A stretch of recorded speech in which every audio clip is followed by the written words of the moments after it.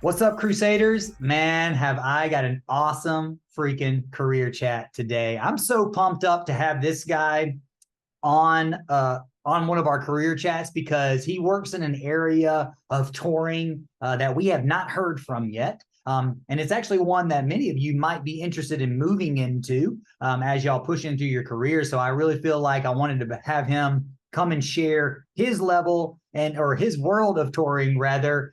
He is the production manager for Broadway tours, shows such as Hairspray and Chicago and many others over the year. I'll let him tell you that. It is the one and only Russell Thompson. What's up, man? How you doing? I'm doing so dang good. You know me, man. I'm all Excellent. fired up, ready to just learn as much as I can, you know?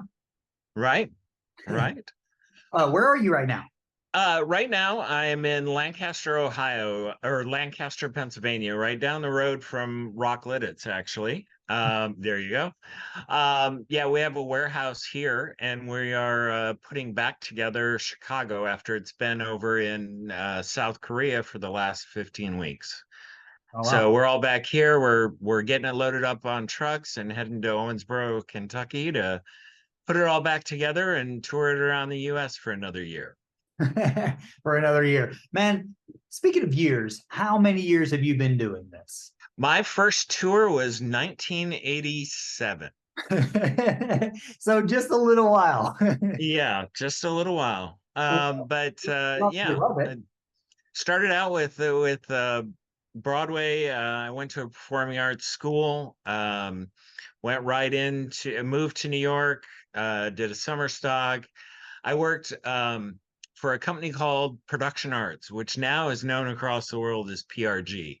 Hi. They Okay. bought out So, everyone. yeah, they were one of those big companies that started eating up other companies. But let me ask you though, you said where are you from? I'm originally from a little town called Lucky, Ohio, which is just outside Toledo, Ohio. Lucky, Ohio. Lucky, I think the population was like 800, 900. It was Wow. very small. That's amazing. And so were there events and stuff that came through your town? Like what was that kind of like spark that got you interested in events in general? It was actually just high school theater. My father was an electrician, but like household electrician. But we did a lot of lighting, and uh he would like places similar to like grocery stores and all different. We'd put a lot of different stuff, and I'd go with him as a kid. Yeah. And I like lighting, so I got into lighting. I moved into theater, liked it, and just continued on. And then I went to a place called Interlochen Performing Arts Camp, Okay. and How old were you? 14. What? So yeah, it was a boarding school camp, and then I did a couple of summer stocks. And when I graduated, finally, I headed right to New York. So wait, you were 14, you go to this camp, that sparked your interest in lighting and all of that. And then in that Yep. camp, they gave you a rundown of theater lighting, and of course, high school theater helped as well. I mean, did you know about theater beyond, like, in a bigger realm? I mean, obviously, New York Broadway. No, there was very little other than the one or two high school drama shows. There wasn't a lot. But after I started going to the to Interlochen, I would I would then go to Toledo and get into shows there. And then I got on the local crew at the Masonic Auditorium is was what it's called. I think now it's the Stranahan or something like that in Toledo. Okay. So I just started local crewing. How old were And you then then? once I finally I was doing that 17, 18, 19, graduated, Oh, moved immediately to after high school. yeah, yeah. And I moved to New York almost right away after I graduated. And it kind of took off from there. I was looking at going to college. Mhm. Was set out, I spent all the money on the going to the different places, And I got a call from a guy named Leonard Stein who worked for ICM Artists, and I think he's still in the business today. But he was like, I need a stage manager who can do a lighting focus. And I was like, I can do that. And I hopped from that show to another show, and from that show to another show. And then I was 3 years in, and it made no sense to go back to school. So I just kept going. I didn't, never went back to college. Well, that makes sense. But how on earth did he find your contact? How on earth did you know I about was right. Back in the day, there was a publication, Art Search, and there was a newspaper that came out every week called Backstage. And when I lived in New York, I saw we used to follow that all the time. And I just sent in a resume. He called me up. We talked for a while. He knew that I was also working at the lighting company, Production Arts, it? Okay. and it all just kind of worked its way together. And it Right. was all about networking, because he knew people that I was working with, and it it it just kind of happened. And then there was no looking back once I started. So Yeah. So I'm just trying to like understand the connection on and just really explain this to the crew coach folks, because even though this was the 80s, it's working the same way now. Like you were like, right. it just kind of happened, but they knew of you because they knew production arts. They obviously clearly knew your worth ethic. Somebody probably said, call this guy, or at least verified you. And then your resume Yep. was what? Basically the staging company, your little bit of training, and then production arts. I mean, that was Yep. what you had on your resume, and then you were willing to reach out. Uh, Well, and a lot of the people who worked in production arts during the day would also run the Broadway shows at night. oh, So okay. I got to know a lot of people there. Every now and then I got to sub in on something when somebody would take a vacation. Um, On Broadway. and uh, Broadway, but mostly tours. Oh, really? Like when Cats was out, and then it would be in a city for a year, or not a year. I'm sorry, a month. They would do month sit downs, and people would take vacations, and I would go out and fill in on a couple of different shows. So that Traveling outside was of New that York. was always good. Right. And Oh, so wow. I never was really on the crew. I was simply filling in for people on vacation, but I'd fill in for one person, and then the next week somebody else would take a vacation. So I'd fill in on that. Right. And you just kind of you meet people, you talk, and you get to know each other, and so you're called first. So Right. Yeah. I always call it the unspoken relationship, your brand. It's kind of that one that you leave in your wake, through your worth ethic and character and values and stuff. Because hmm obviously in this business it's small, and so they're going to know about you. But even smaller, then does PRG still have the contracts on most of Broadway as far as like doing these tours, or not anymore? PRG is a big one as far as lighting goes and rigging. Mhm. Um, Christie Lights is another one that also does a lot of tours. Um, Sound Associates usually does the audio on big Broadways. Okay. Um, Interesting. so yeah, I use Clearwing a lot out of Yeah. Phoenix, Arizona for lighting and sound, Yeah. as well. So you kind of go with the specific shows I'm doing require specific gears. So Chicago had to come out of PRG because they had the original stuff. Wow. Um, so sometimes you're steered to a company based off of what they have, and other times you go where you can get the good deal, or you're going to get good gear and good support, because support's half the battle. Right. Because Yeah. lights are going to break, and sound's going to go down, so you've got to have good support system in place. Yeah, no doubt. And I definitely want to get there in a bit in the conversation. So you're going out and doing all of these fill-in dates and things like that. Like when was that kind of next step where it's like, okay, Russell, well, here's your baby. Right. Well, Well, I did the Don Cossacks tour. That was back when Russia was the USSR, and we would bring in big dance groups. And by the time I hit the third one, that was pretty much it. I hopped from one to the other. So it was the Don Cossacks and then Moiseev. Trying to remember what the third tour was, but after that, then I was pretty much a regular as far as those tours went. And then we got into a lot of TV. I was around when MTV finally took off, back when they did music videos, and I was the gaffer on a show called Club MTV, Okay. with downtown Julie Brown. So Yeah. we shot the first Monday, Tuesday, Wednesday, and Thursday of every month in New York at the Palladium. And So I had basically had my bills paid every month by the first Thursday. It was great. And then the rest of the time I was just still working at Production Arts and uh, doing doing different shows as they went out. So and you get working at a company like Production Arts, which is now PRG. You get to know all the different crews as they come in Mhm. and prep. And so you work well with them in the shop and they need somebody on the road and you get a call. That's right. Yeah, because of that relationship. Yeah, Yep. absolutely. And so you're in New York, you're doing the one-off tours or doing some tours with PRG, but how did you fit in the TV show gig? Like, where did Um, that kind of one come? of one of the main clients at Production Arts was Amaro Ferrantino Associates. He did so much TV.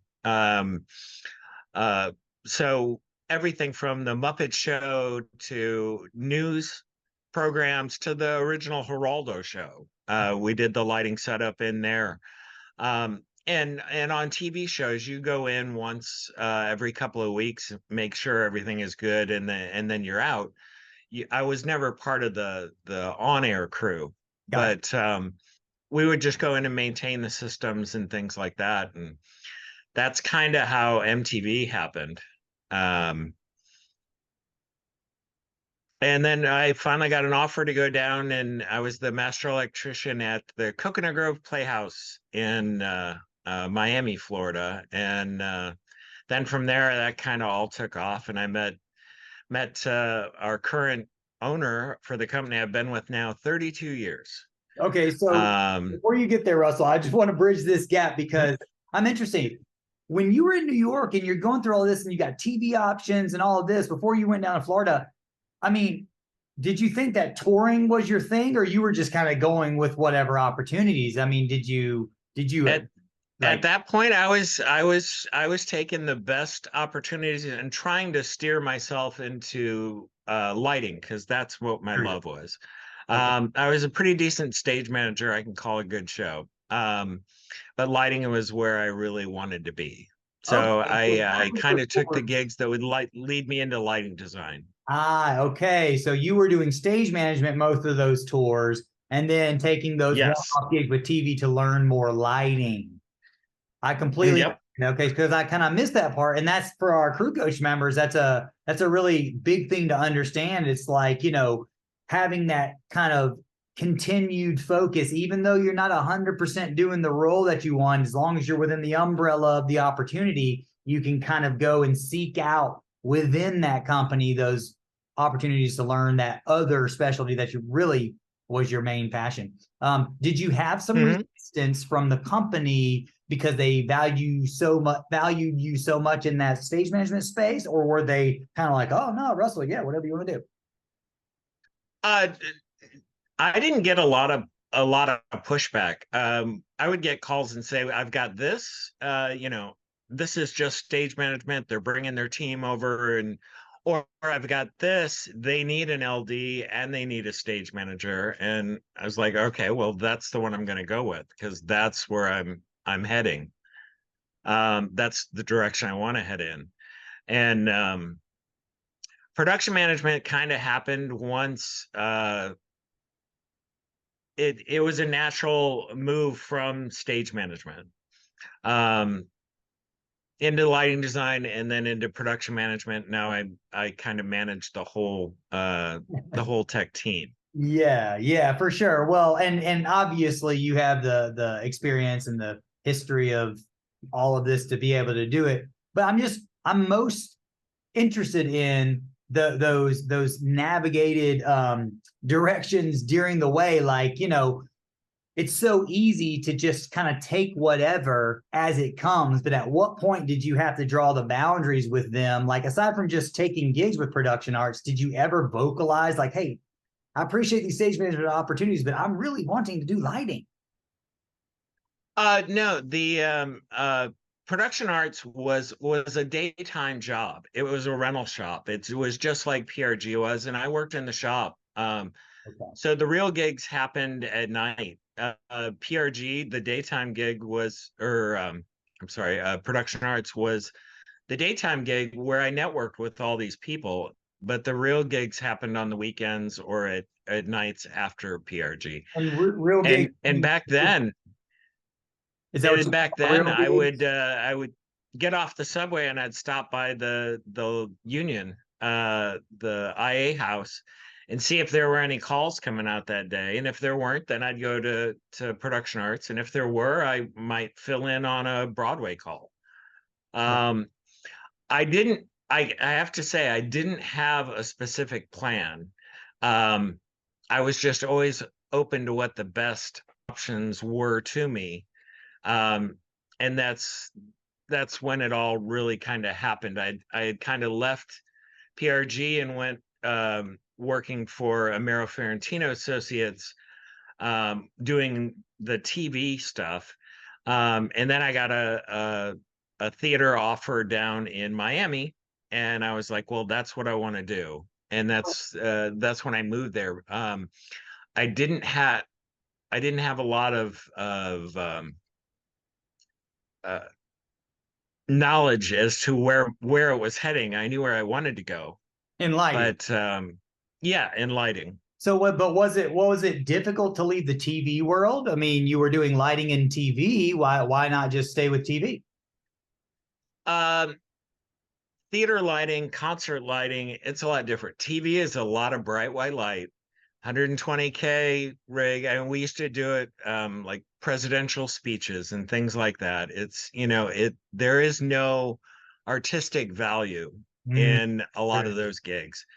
You are working to make it look good or make it look good in the box, um, and make sure the levels are good. But there's not a lot of artistic value in a lot of TV lighting, at least not back then. Um, I wanted to be in concerts and theater because lighting was cool. so yeah, okay. So that's my point though. Like I wanted to get there for these folks because like that's the thing, just because you're doing lighting doesn't mean that it's the right lighting vehicle to help you be fulfilled in your creative side and your career side. Like it's not just about taking whatever, it's about taking the right things in the right directions because otherwise you were doing lighting, Right, right. doing lighting. And to be quite honest, it was a pay cut to go into theater from television. I'm sure it So it was wasn't about the money. It was about, the the growth. artistic side of it. It was, I got into the business at the exact time that computer light consoles were coming online.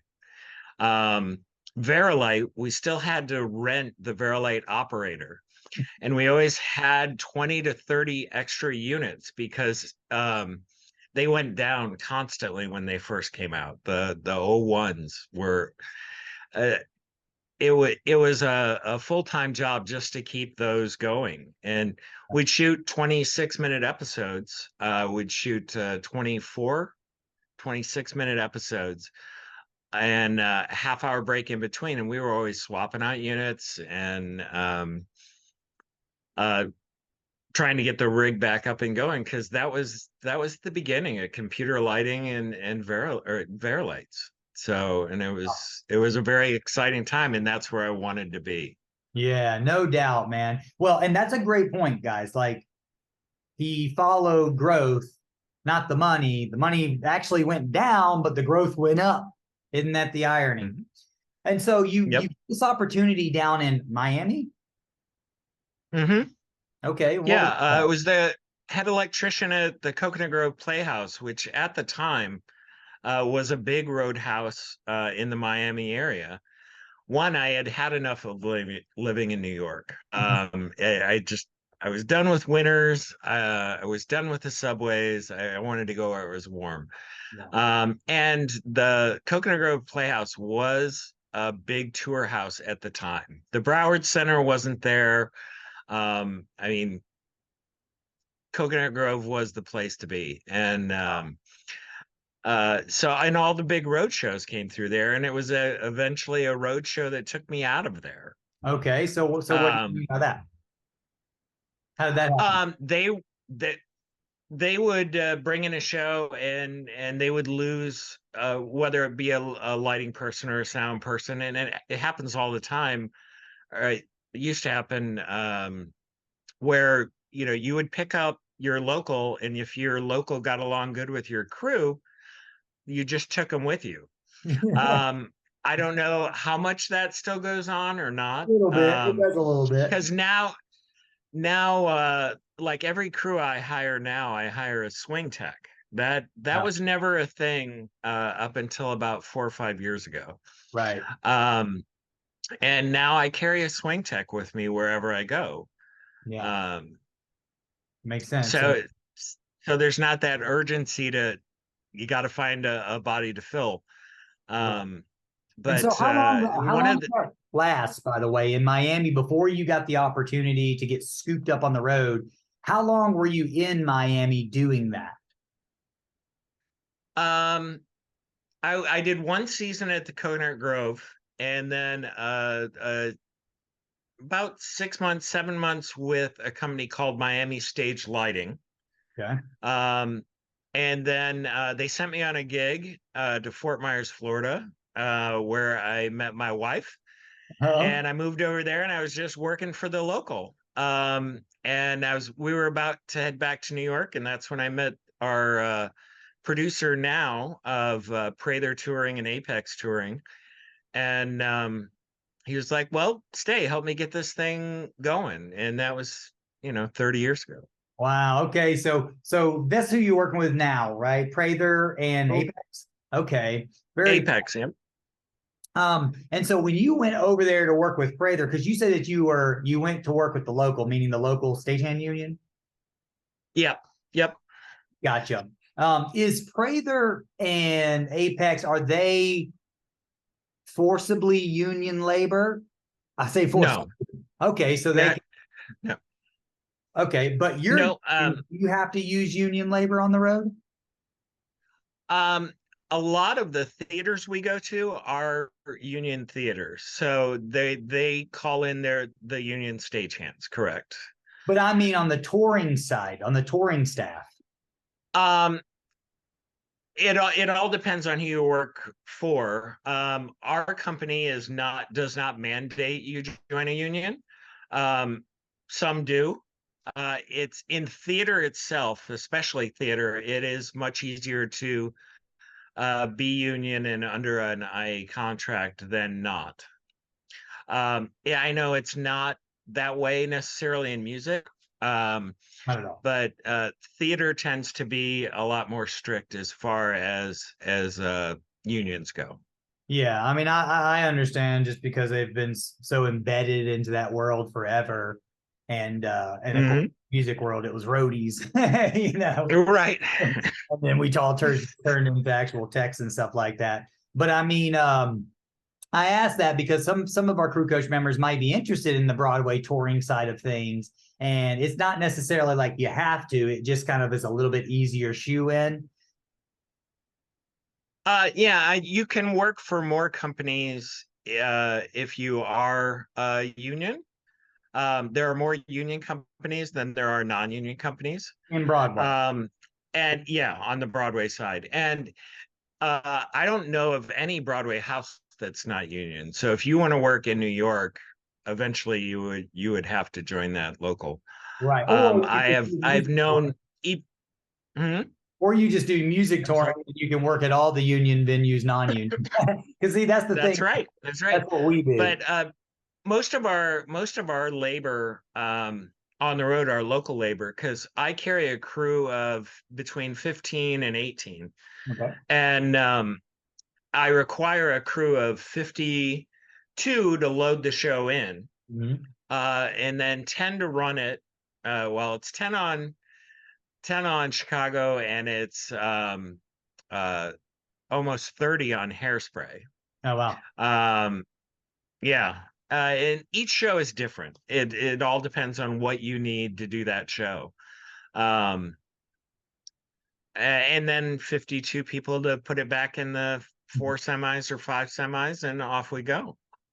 Right. Yeah. Which is relatively, I mean, that's not crazy amount of crew. I mean, really, you do a show like what we're on, Right. we've got 20 semi trucks out here with the Jonas Brothers, and it's like, you know, 200 stagehands or whatever it is every single night. So, but I mean, that's still a lot of stagehands on show call because you got so many Yes. pieces Yep. and stuff like that. Like, that's a lot of stagehands on a show call. Hmm.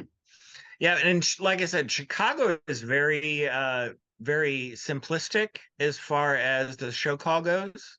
And it's really the department heads plus a couple of dressers, um, and a couple of follow spot operators. Whereas Hairspray, I've got a hair crew of 5. I've got a wardrobe crew of 9.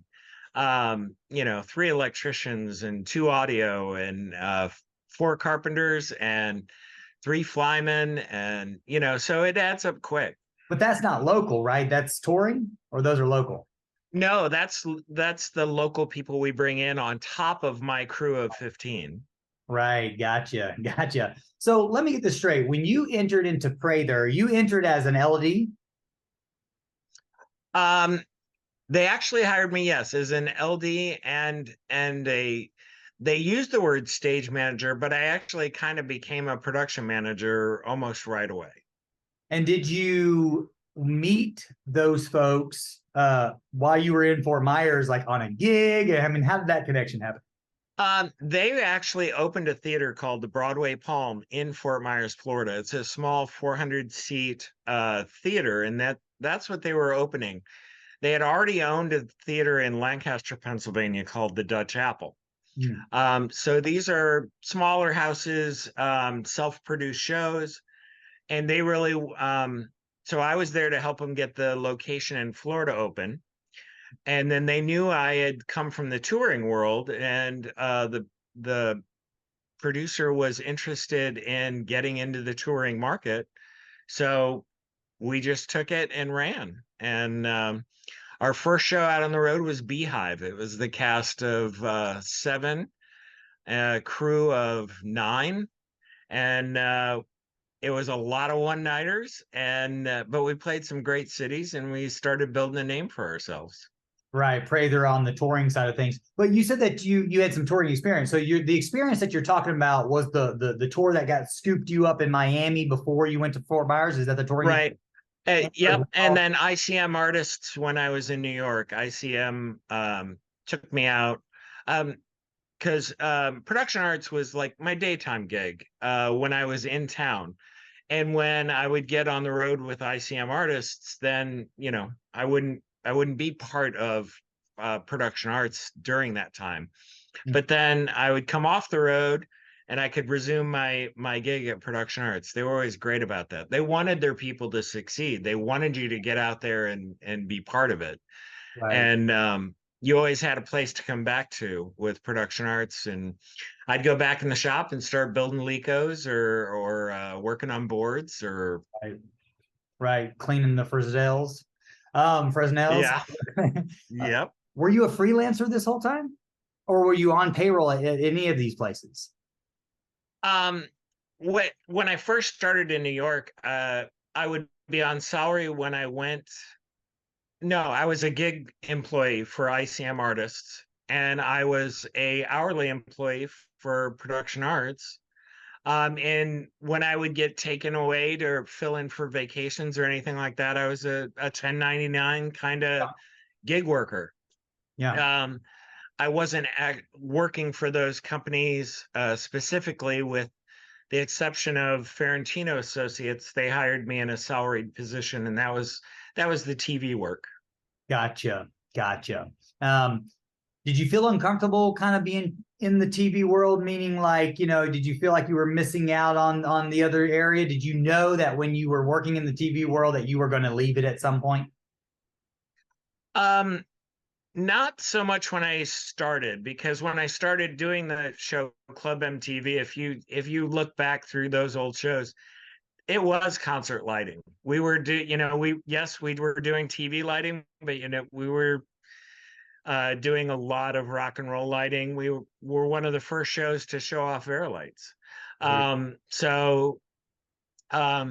once I started getting into some of the other stuff that was going on, some of the studio stuff, I was like, yeah, this is okay, and it's paying the bills, but it's not what I want to do. Yeah, man, that's pay attention to that one. It's paying the bills, but it's not what you want to do. So, and ultimately, if you just focus on the money, it will not be enough to fulfill the heart. No, no. So Prather, you're helping them create a touring division from the ground up. Did you feel like you found a home with Prather? Like you were like, man, like I can just be here and do it all. Yeah. Yeah, it is a family company. It's not corporately owned at all. You are only beholden to the family itself. And with any family business, you got the good side and the sometimes troubled side. Every family has their arguments, but it was just great because we were starting a touring company. We had 2 successful theaters. We then opened one out in Arizona, which was going gangbusters for several years, and then 2000 was it 8 with the housing crash, and expendable income all went away, and that theater started to sag, and we ended up selling off that theater, but we've kept the other 2. And now we're growing the touring industry, and to our part of the touring industry, which we got a couple of shows out per year. So okay, and so with Prather, like you've been with him for 32 years. Yeah, when we started. Now we didn't start touring for probably the first 6 years, 7 years. I was just rotating between the different theaters. So I was touring even though the shows weren't. But yeah, I helped build up the business from a tech side, and then turned it into a touring program, and we've been going ever since. So I want to bring this up because this is such a profoundly powerful lesson, and you might not realize this, but like because Russell, speaking to you Crusaders here, because he went into this company full heart, full open, willing to do whatever it takes to contribute and serve the company's mission of growth, he was able to help develop a part of the company. I mean, that's big, Russell, because most people enter in these companies and like, well, I'm a worker. I'm going to work with them now. Like I'm going to do lighting or whatever. I mean, I'm going to do whatever with my skill set, my knowledge, and my commitment to this business with this company. And I think that's a big lesson there because it shows you how powerful your contribution really can be when you really focus on contributing. When you say, hey, listen, I've got great ideas. I love what y'all are doing, and I'd love to be able to do more. And I think with the right intention, a company will receive that as like, oh, okay, absolutely. Yeah, let's see what you got. Mm-hmm. A lot of people feel like when they get hired, they're working for the company and they're just kind of like waiting for the company to lead them. And there's this huge opportunity, I think, and I really would say that it's probably an opportunity with any company that if you come in there with the desire to help them grow their mission, they're going to be receptive to it. Do you think?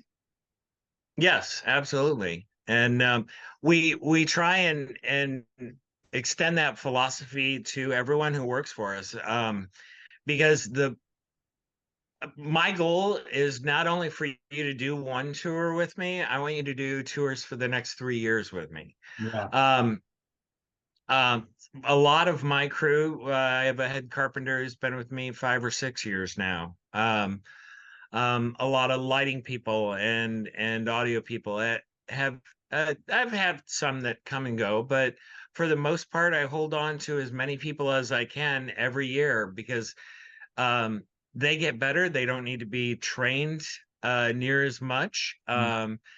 You know who it is you're working with, and so if I can keep a lighting guy or a sound person or a for several tours in a row, that's a great value to me. Yeah, much And less. it's of great value to them because the longer I can keep them working, the more I can get them benefit wise and all sorts of things. So Right. there is some advantages to working with a small family company. How do you know when someone is a good fit for your crew? Like what's like the biggest handful of qualifications that you just like you go to first before some of the other qualifications? Well, one, they've got to be able to do the job, or they've got to be willing to learn to do the job. Um, they've got to they've got to um, be able to work within the confines and go with the flow. Mm. I can't tell you how important go with the flow is because we may be playing a big performing arts center one night, and then the next night we're in a little theater in New England that hardly has a loading door or a loading area, and you're trying to get 4 trucks worth of stuff in this room. So you need you need to find people who are good at what they do, don't live in the drama, and go with the flow, figure out what how to make something happen, and then execute. And some days are just real killers, but you get it done at the end of the night. You get back on the tour bus, and you everyone's allowed to talk about the place for 10 to 15 minutes, and then you call it a night. And everybody has a beverage, and that's it. Tomorrow's another day. But your toughest venues usually give you your best stories. Of course, man. Of Um, course. I always say an easy gig never makes a skilled crew person, that's for sure. But in the hiring process, like if you had somebody reaching out to Prather, like if one of my crew coach members reaches out to Prather and they're sending and they're reaching out and they're like, hey, if there's any opportunities or who can I talk to about opportunities, and you're talking to them, what are some of those questions that you might ask a new hire? well, first off, I'm going to look at the resume Mhm. and I'm going to pick out what they would say are their special skills because I don't hire people in general. And I know I've heard you talk about this a couple of times on online. I don't hire general technicians. I hire lighting people. I hire sound people. I hire all the departments. So I'm going to figure out what department they're on, and I'm going to see what their skill is, and then I'm going to quiz you on it, and try and get a feedback of, okay, you're a lighting person, all right, tell me about the Viper, or tell me about the ETC console, or what wiring do I hook up first? RF issues if you're a sound guy. So it's a lot of that. I do pay attention to education, but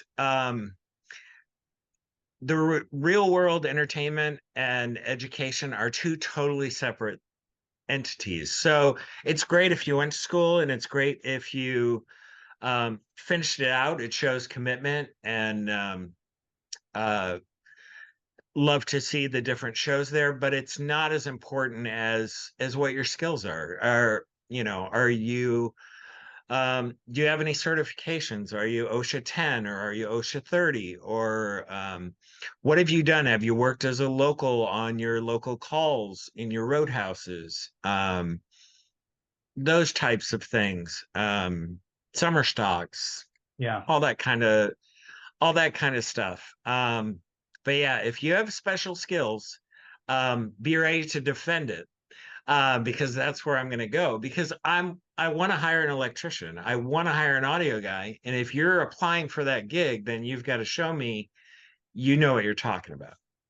What are some of the positions that you would hire brand new people on, and how do you lower the risk as a hiring party on like what qualification in the conversation do you look for when you bring someone that is like they maybe have stagehand experience and that's really about it? Right. Um, so one of the things I look for is if they've ever led a crew. There's a difference between being a department head or a crew leader and just being a crew member. So I want to know, do they know how to run a crew? Do they know how to run a particular, the electrics crew or the audio crew, or have they always been a second? Um, if they've always been a second and they've never actually been on tour, I will always try and put them in an assistant position with a head that has been on tour for a long period of time. Sure. Where I'll sometimes take a chance is the swing position, but the swing position, if you want to, because you've got to be able to cover any position. Now, Right. swing, you can walk into knowing one thing, like say you know carpentry, but you don't really know electrics and sound. Okay, well, I'm going to train you because every day you're going to rotate into a different department and learn those gigs so that you can fill in no matter what. That position, I will sometimes take a chance on somebody who doesn't have a lot of experience, but they've got to have a lot of want. They really got to want it. They really got to express to me how much they want to learn everything. Right. Um, because the swing is tough. One day you're lighting some, and the next day you're rigging, and then the next day you might be in wardrobe because of, you swing based on who gets sick. And Right. what we learned during COVID is that the swing tech is probably one of your most important positions because they got to be able to cover everybody. Yeah, and that's a unique to, Broadway probably more than anything. In our world, we just lean on the vendors to fill the place, you know what I mean? Or to fill the Right. place of the person that might, have to be replaced for one reason or another. And so we don't have like general swing positions out here in our world because it's just couldn't. They might have like Right.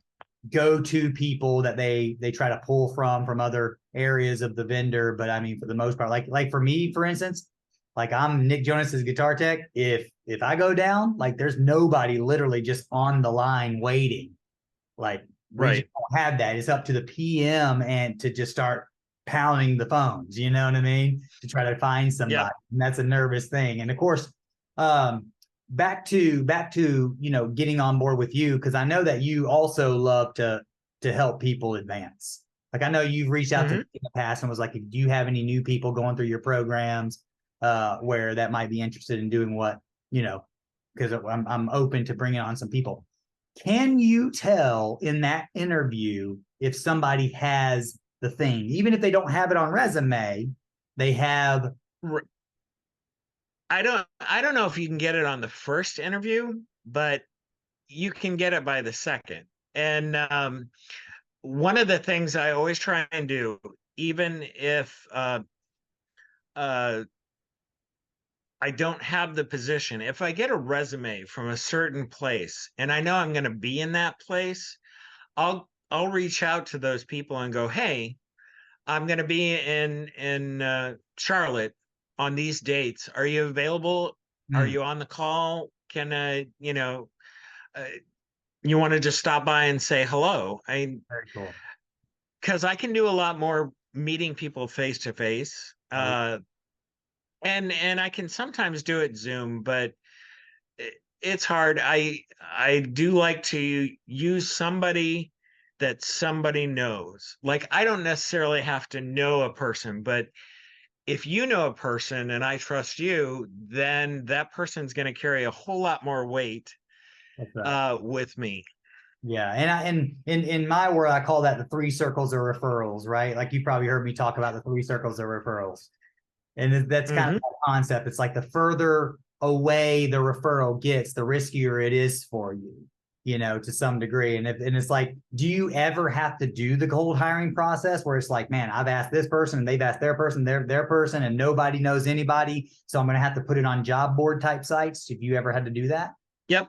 Oh yeah. I haven't had to do that in a while, but I have a group of people online that I reach out to, and it's all my previous techs who move on to like other things. Sure. And I'm just like, hey, I need an audio person, or I need a wardrobe person, or I need a wigs person, and your good friends who that you've made over the years, if they've got somebody good, they will send them your way.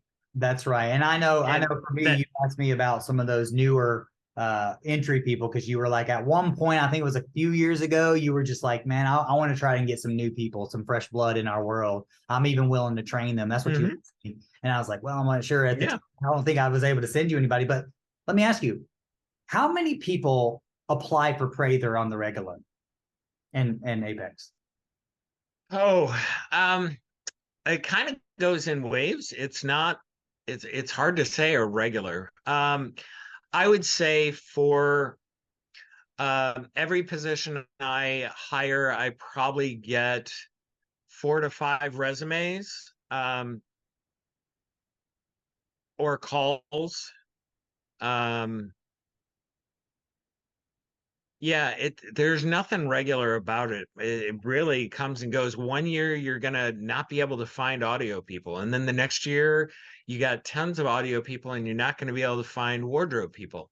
So it's not like a standard yearly thing. But I meet a lot of technicians who give me their resumes or give me their cards when we're actually at the venue doing the gig. And locals will come up to me and be like, how do I get on the road? And I'm like, here, send me your resume. Yeah. Um, and then, I'll get a resume a couple weeks later being, hey, I met you at this venue. And so, I mean, that's a great way to network, is when you're on calls, is to just, uh, but here's a tip. Okay. Wait till after coffee break because no one wants to talk to you about a gig before coffee break. Yes. So don't be the person who wants to talk about getting on the road crew at 8:30 in the morning when we're laying down points. Yeah. Yeah. There is an appropriate time. And That's that right. time is usually much later in the day after you've proven yourself. If you can catch your department head's eye because you're doing a good job, or you're being energetic, or you're the one that's constantly going to him going, what's next, Yeah. and they come to me and say you should meet this guy. That you can't get a better referral than that, especially because a lot of the Broadway shows we sit down for a week.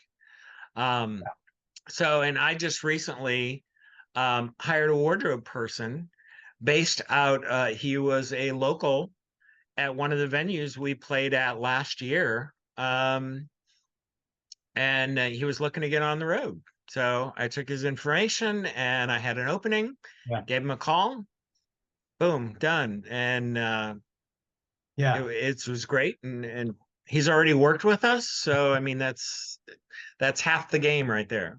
Man, I want to stop you right there, because I teach this in crew coach. Like this is, I mean, this is exactly what we teach in crew coach. It's about how to communicate. And then, your results, your work ethic, how you show up is part of your resume, whether you realize it or not. And then you're developing that unspoken relationship of your brand along the way. You're building credibility, whether you realize it or not. And really, all you have to do is vocalize the fact to the right person that here's where I'm headed with my career. And then somebody Hmm. might say, well, hey, let me introduce you to Russell. It's exactly how I got into backline. I was literally a stagehand working with the backline tech. And I was like, man, I'd love to do backline for a living. I'm, blah, blah, blah, blah. And he's like, I'll just introduce you to the owner of the company. I was like, I mean, that's it. I mean, Yeah. you got to like actually speak up. Mm-hmm. Show up and Yep. speak up. And I would say a good third to half of the people I hire have been locals on shows that we've gone through their theaters. Yeah. I'd say that's probably half of the amount of people that I hire. I get that way. You don't have to live in Florida to work with Prather? No, no. I mean, we're headquarters in Fort Myers, Florida, and we have a theater there. But we also have a theater in Lancaster, Pennsylvania. Our warehouses are in Lancaster, Pennsylvania, and our tours are national and international. So, I mean, it doesn't matter where you live. We're going to fly you in for prep. We're going to fly you to tech, and then you're going to be on the road with us. So, I mean, no one. I think I have one person on one of my crews who actually lives in one of the cities that has a theater that Okay. we operate. Um, but Broadway also doesn't usually tour in the summertime. I think I mentioned that earlier. Is that so? We're going to tour from October, and then we're going to end in June, and we're going to go on break, and then we're going to kick back off in October again, September, October, and go back out again. So, but um, we're a constant tour too. So anybody who joins me on October 15th to go out on Chicago again, they are employed full time all the way through until May 20th. Oh, wow. There are a couple breaks. There's a Christmas break, there's a Thanksgiving break, there's a week off here or there, but for the most part, it's 30 consecutive weeks of work. Wow. And what about your international stuff? Do you hire international techs sometimes, or do you just bring the US crew over? It all depends. When we took Oz to China, we took everything. We took sets, lights. I took the entire crew over, and we were over there for 13 weeks. Wow. We did China and Bahrain, and we were actually the first Broadway show in Saudi Arabia. They started Unbelievable. building theaters over there. It was Yeah, crazy, but it was a lot of fun. no doubt. Um, and we were treated like kings. We were really Of they course. It they sounds treated like us great. that. Yeah. Yeah. And then this last time we did 15 weeks in South Korea, 11 which was in Seoul. Wow. And we used the international crew, or we only took stage management and wardrobe. Okay. And we got the rest of the crew was already in South Korea. And this tour has been there several times. They bring Chicago in almost every year or every other year. And so they already had the set there. They had the lighting there and they had a crew that knew the show. Because this Broadway show does not change. It is the show is the show as it was when it was done. Wow. Um, uh, so in that case, I only took over stage management and wardrobe, and the rest of the crew was on break for the summer. A couple of them did summer stocks or whatever, but came back today, loaded the trucks, and we're off tomorrow. Amazing. I know we have we have a lot of international members here, Crusaders that are living in Europe, or well, we've got people all over. And if they were interested in working with Prather when y'all came on the other side of the map, I mean, or really any of our Crusaders here in Crew Coach, do they just reach out to Prather? What do they do? What would be your Yeah, they can reach out to us. There are companies that bring in Broadway shows overseas. Like we always have had a Broadway sponsor. Uh, is the Broadway Entertainment Group. They do a lot of international tours. Um, there are a couple of touring companies that just book international tours. Um, and those are great places as well. But a lot of the a lot of the people that I would hire I would bring with me from the States. I don't get a lot of say on the crew over there other than I need these people and if they can do the job. Right. So, and I always have interpreters, and everything takes twice as long internationally, because you got the language barrier and trucks are smaller, and um, some of them open from the side instead of in the back. Oh man. And you know, some of the international stuff just gets crazy. Power is crazy weird. I know. You got to convert 880 to uh, 400, 220. International can get weird, but again, you just got to be able to go with the flow because you never know what's going to come at you, and always got to find a good place to eat. Number one. That's some truth and some wise words, Russell, for sure. Especially when you're Right. international, man. I don't know where. I believe one of the current shows will be going international, but I don't know at this current time where anything is going. But we should know in a couple of weeks, and I'll let you know. For you guys, is it somewhat open hiring year round? Like, are y'all at least taking applications year round type thing, or is it project to I project? accept resumes all year round, Yeah, 24/7. obviously. And a lot of times I will email back um, and just go, hey, I don't have any openings at the moment. Check in 2 to 3 months. Now I do hold on to those resumes. They all go into a database, all under categories that they are departments. But it never hurts. Check in. It's not an every week thing, but it's an every couple of months thing. Go, hey, just checking back in. Here's my updated resume. Um, but I normally hire for Broadway type stuff in late summer Okay. because we normally start teching September, October, sometimes November, and then usually by the end of June we're done for the summer. Take a couple of weeks off, and then it all starts again. Yeah. Yeah. And it all starts again. Well, look, final Yep. question.